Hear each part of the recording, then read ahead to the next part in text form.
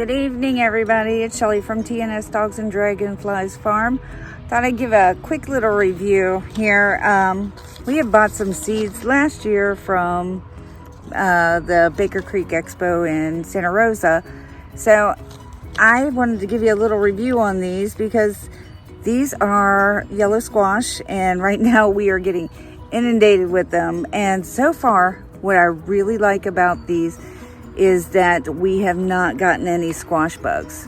I did just plant some regular green zucchini, and if you saw my video for my squash bread, you'll know what we use them for. We also like to dehydrate these for stir fry. So let me flip this around. I can give you a view of these plants.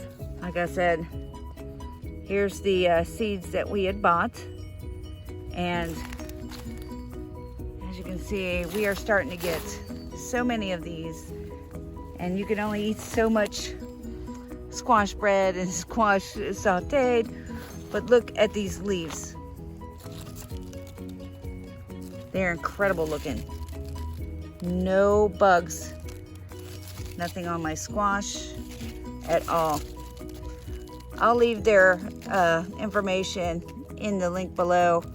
So if you decide you might want to give them a try next year, I think you'll really enjoy these, because so far we're in Zone 9B in Northern California, and these are doing awesome for us. All right, so what we like to do is we like to use just a mandolin, and we'll shred them up into shreds like this. So basically a cup of this hydrated like this for a recipe like bread and stuff. When we dehydrate it, we only need a half a cup and rehydrate it. We're gonna dehydrate it, and I'll show you what it looks like when it's everything's all done and how we actually store this. But right now, we're just shredding it up. We've got quite a few more to do. All right, so we got two different cuts. We got the shredded for our breads, and then we ended up getting out our other automated mandolin and making these for the stir fried. So we're gonna throw these out in the dehydrator, and we'll show you these once they're all done. All right, so into the dehydrator we will stick them. We keep the dehydrator out in the garage. It's too hot to have it in the house. And what's the temperature on that, hon? It's going to be set at 135 degrees. 135 degrees. I say basically tonight we're making stir fry, but this is what we chopped up last night, and this is it dehydrated. So we're going to store it in these jars. We've got a vacuum sealed thing for our seal-a-meal, and we'll seal these. So when you go to rehydrate them, this is zucchini from last year. So that's it dehydrated, and we just soaked it in some water for about 3-4 hours, warm water, and it rehydrates right up. Same with our carrots. These are dehydrated. They were dehydrated.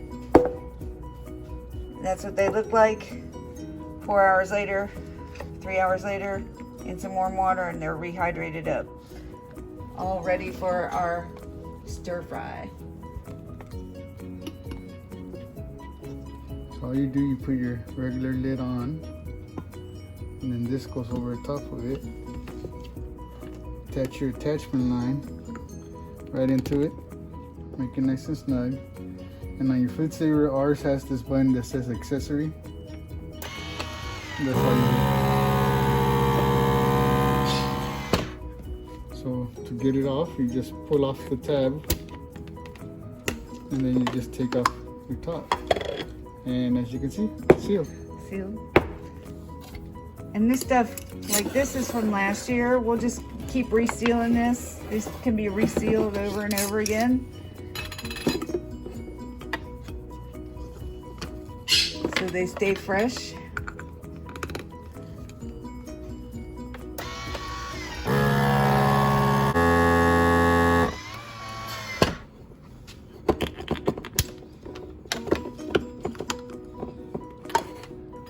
And there you go. And And as you can tell, it does work on both ball and kern. Doesn't make a difference in the jar as long as the lid is the same size. Yeah, so this is that zucchini that we did last night, or the yellow squash zucchini. And this is zucchini. And everything in our stir fry is pretty much rehydrated except for the yellow squash that we put in. So you can see rehydrating it doesn't change it hardly at all. Nope. The taste is the same. You should give it a try.